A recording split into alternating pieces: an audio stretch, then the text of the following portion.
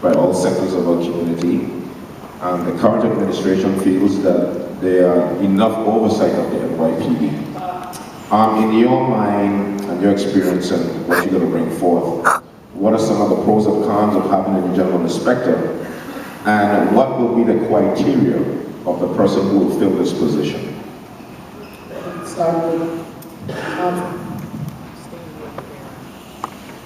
Reverend, I've gone back and forth on the issue of an inspector general, and the issue is less about the inspector general, and then I've supported it and put it within the department, let it report to the mayor, because under the law it does have to report to the mayor in a number of ways. But it's about leadership. It comes down to who the mayor of the city of New York is and what does the mayor believe in. And what does the police commissioner, who that mayor hires, believe in. I want to be responsible. I want to be the mayor of the city of New York and be held accountable and responsible for providing safety in each and every neighborhood. I want to make sure your neighborhoods are safe. At the same point, I want to make sure that the police commissioner is responsive and is working with the communities. That issues like stop and frisk, to be honest about it, if I would have been the mayor, we wouldn't have needed an inspector general to change stop and frisk. I would have changed stop and frisk. My commissioner would have changed stop and frisk because I wouldn't have allowed it to continue that way. So in the end, we come down to, it becomes a question of who the mayor is, who's the commissioner that mayor hires, and do you want to be held accountable and responsible? And I do. I want to be held accountable and responsible for making sure that we have a community that works with the police department. No, a police department that works with our community. And that the sensitivity training is there. And if there are problems, I want to hear about it directly, because as mayor, I'll make those changes in the police department. Thank you. Obviously, who the mayor is first and foremost. And you want a mayor who puts out a clear perspective.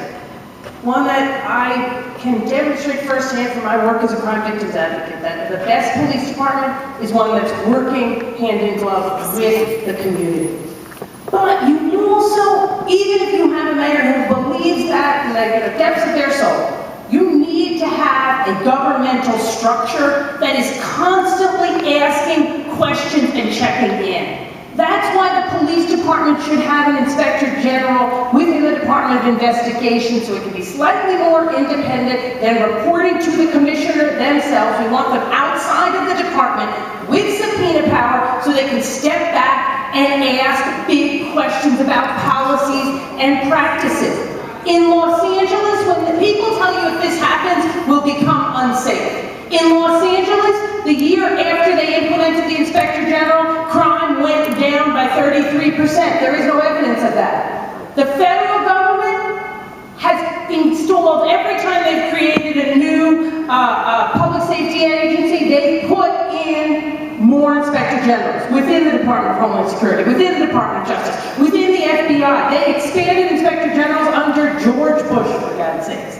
And what these Inspector Generals will do is step back and conduct investigations on policies and practices and give all of us information. We can add into our community conversations about how we make the police better. Why wouldn't we want that information about every agency? But first and foremost, why wouldn't we want it about our largest and in some ways one of our most important? So I'm very proud to be working with Jumaane Williams and Brad Lander on this bill and moving it forward to the law.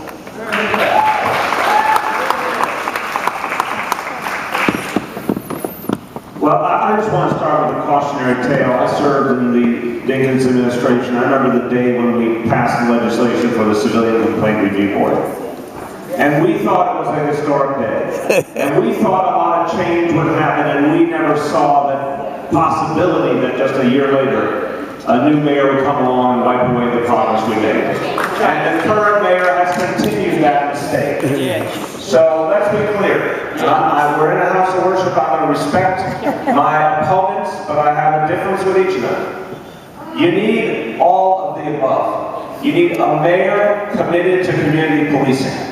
You need a police commissioner committed to community policing. So I disagree with Speaker Quinn. We cannot have Ray Kelly continue if we expect that this will result. And I two colleagues, but you can't say it's just about having a mayor.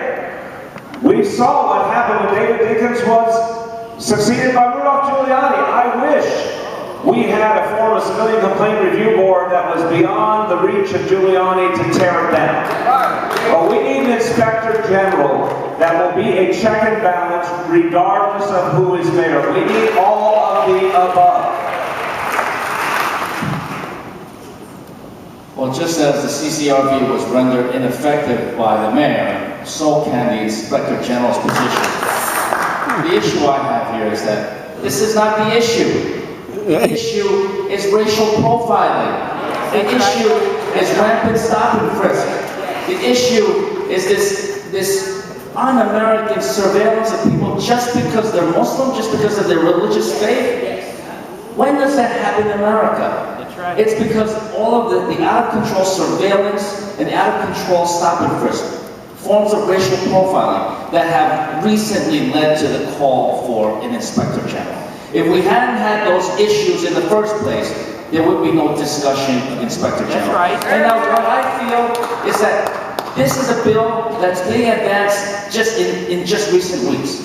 And yet, the real bill, which is what Councilmember Jumaane Williams and Councilmember Brad Lander wants, is not being discussed. That's Intro 800, which would give citizens recourse if they feel that they are victims of racial profiling.